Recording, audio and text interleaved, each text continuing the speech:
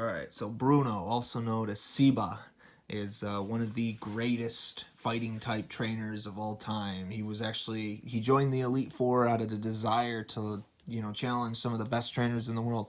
And like I've said before, even in the Gen 1 prototype, he actually used all fighting type Pokemon. He never used Onix. So that's very interesting indeed. Bruno was a tall, muscular man that actually hailed from all sorts of fighting dojos all across the Johto and the Kanto region. At heart, he is a very pure-hearted person, but at the same time, he doesn't show any mercy for his opponents. If they're in like a competition, he will fight them to the end, basically. So he's a very brave man indeed, fighting based on old Japanese and Japanese Asian traditions. Runs in the family, I'd imagine. So basically, this is what we know about Bruno. Bruno is one that never gives up very easily. He trains with his Pokemon. He actually visits the Sevi Islands, the 7 islands in the Johto and the Kanto region.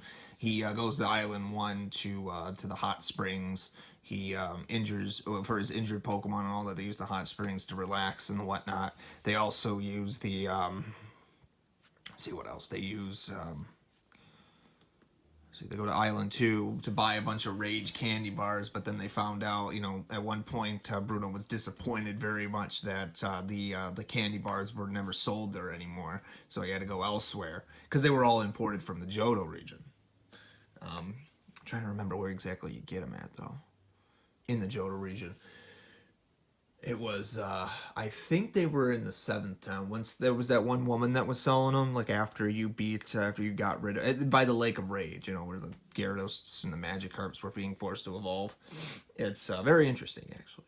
So, Pokemon, everything migrates, so you gotta really think, okay, so they were originally from Mahogany Town and all that. Again, where Pierce is the 7th gym leader, in the final version at least. But anyways, so what we also know about the Pokemon trilogy that is actually really interesting is that, but it's really easy to forget, is that, there's so many fighting type Pokemon, it's crazy. So anyways, Bruno was a man that I would argue he was probably like one of the maybe the second oldest. I don't know if he's older or he's younger than Lorelei. I want to say he's kind of like in his 30s almost. He's a little older, but he's, definitely still young for what he does. It's possible that Bruno could have lived, he would live a long time too, because he was always like exercising, training, trying to better himself and everybody around him as well. And it's, he trained with Pokemon trainers like Brawley, the second gym leader from the Hoenn region. He used to, because they were fighting type Pokemon, but Brawley was like very, very, like I think Bruno would actually beat Brawley because he was just the amount of training that he did. I think he also knew Chuck, the 5th gym leader of the Johto region. I could be wrong though, but it's very possible that even him and Chuck could have got along very well because their fighting styles were very similar, even though they were two different people, but I'm sure maybe Bruno even knew who Chuck was. The one that was from the one island you had to surf to. What was it? Where his wife, once you beat him, his wife gives you the TM fly, so you can basically leave the island if you don't just surf back, anyways. The one before you fight Jasmine. But anyways, so Bruno travels around the world. He actually caught, I want to say like one of his very first Pokemon he probably had was probably the Machop, the Machop, or maybe it was Onix in the anime at least. His strongest is always the Machamp. So you could basically tell like maybe Machamp was the one that would always help him train because like Machamp like throws like 1,000 punches every few seconds. So like they would always train together and whatnot. It was actually pretty cool, actually, how they animated that. Pretty cool. Let's see here. Well, I also think it's also pretty interesting because when Bruno was growing up as a child, he probably like, his elders and his, like, they probably put him through like a lot of like ordeals that like for example, like a bunch of monks and a bunch of what's the other one? It's like he's not a samurai, but like like a Bushido samurai training and all that, where basically he would have to like he could break stuff like taekwondo, karate, all sorts of ninjutsu and all that. Like even though they're different types of training exercises, different types of secret martial arts and all that. But Bruno obviously a crazed black belt. He basically could probably even break cinder blocks with his hands, knowing who he was. It's something like out of Mortal Kombat all of a sudden. But it's like Bruno was strong. He was very strong. Is basically the point I'm getting at. His Pokemon trained him. He helped train his Pokemon.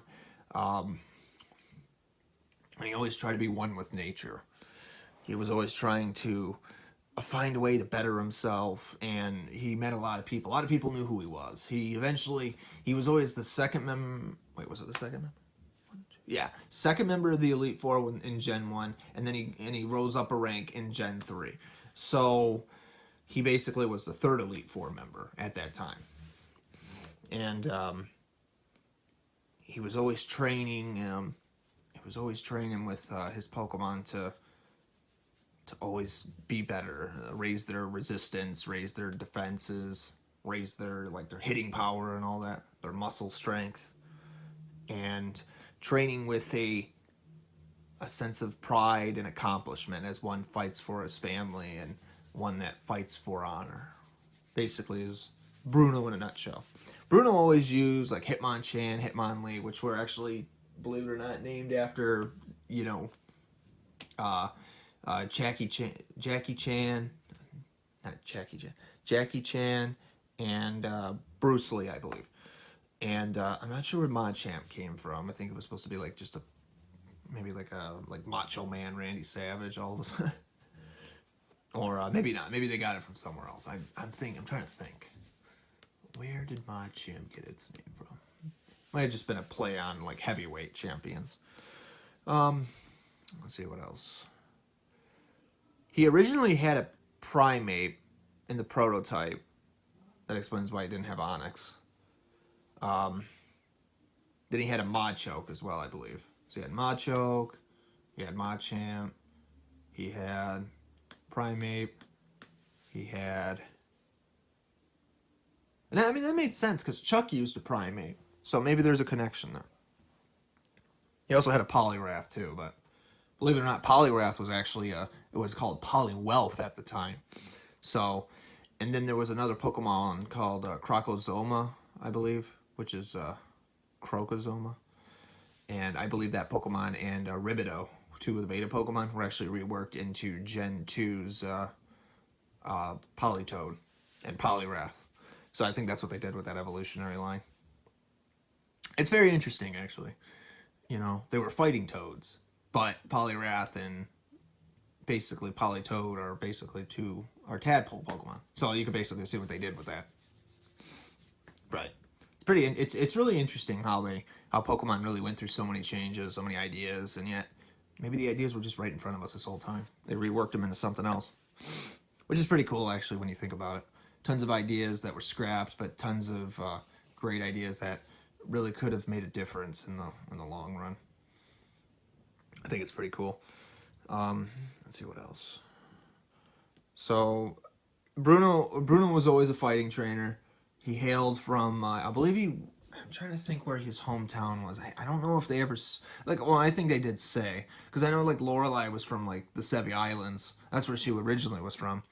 Her son Will would actually eventually take the Elite Four members. But anyways, you also had Will was also from the Sevi Islands.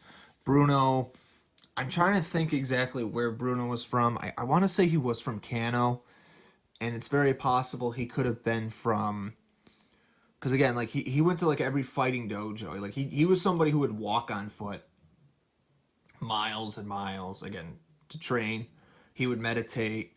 He would and he would challenge people like one-on-one and all that.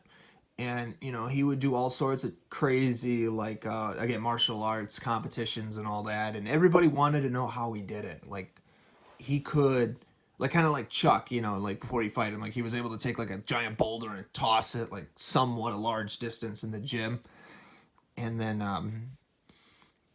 and it's like the same thing with Bruno. Bruno could literally break stuff just by simply touching it. Like he could, like he'd feel the hollow points. He could sense. He was like as if he was like the blind Earthbender. I'm trying to think of what her name was from the last Avatar.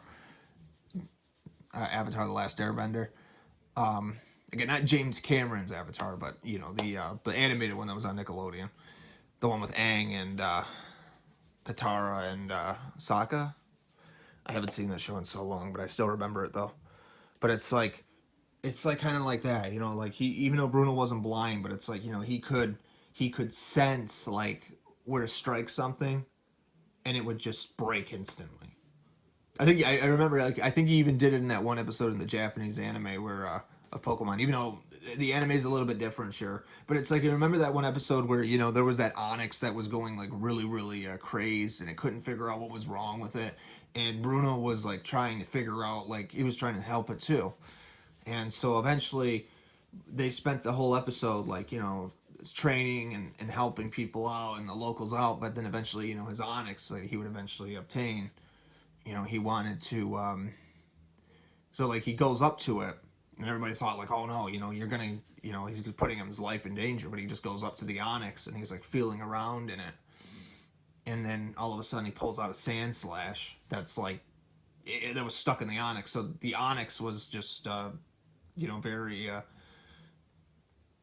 you know, it was under a lot of pressure, but like once the Sand Slash was out of it, it was just burrowing in its rocky boulder body.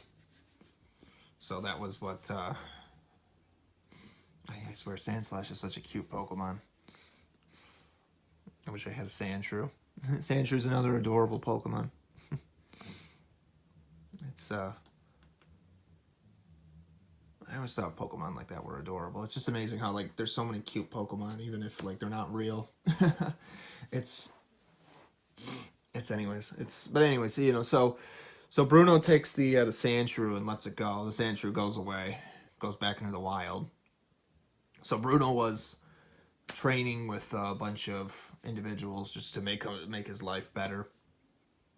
And we found out over the years that he really did make a difference in the Pokemon universe, because, like, you know, he inspired people to be themselves and always seek to make themselves better, whoever that may have been. So I do think Bruno, it probably would have made sense Bruno's hometown was somewhere in Kanto or Johto, because he was always in that area. Hence, you know, he was also the Elite Four of that area. So, because keep in mind, if you didn't know this, the Johto region and the Kanto region share the same Indigo Plateau in the dividing line of where it's at. It's just to the north a little bit. It's actually really interesting.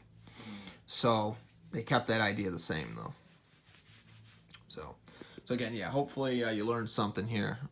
This is if I find any more information on these characters, I'll be sure to make more videos about it. But at the moment, though, we can definitely say, though, that, you know, the Elite Four members really weren't just strong trainers, like, mentally, but they also were physically well trained and well adapted. And hopefully in the next episode we can cover Lorelei and see if we can find some more information on some of these trainers, like who they really were, and cover like a lot of the dangers that they've been through, as well as the ordeals. So again, subscribe to this channel if you're not, and like this video. And I'll see you in the next episode.